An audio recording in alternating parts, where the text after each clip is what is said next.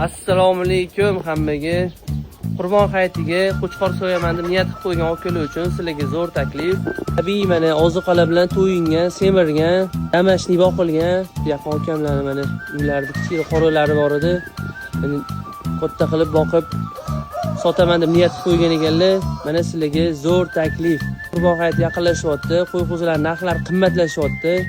Arzon payti ulgurib qolinglar. Narxiga keladigan bo'lsa, Jivoy vesini 90 mingdan xohlaganinglarni tanlab olasizlar. Har bittasi kamida 80-90 kilo chiqadi. So'yib go'shtini olganinglarda ham eng kamida 35-40 kilo go'sht olasizlar. Kelib joyida ko'rib, bemalol o'zingizga yoqqanini chirtib tanlab ketaverasizlar. Pastda egalarining nomerini qoldiramiz, bemalol telefon qilaverasizlar. Semizligini ko'rasizlarmi? Yo'llari olingan, so'yishga tayyor qo'yilgan.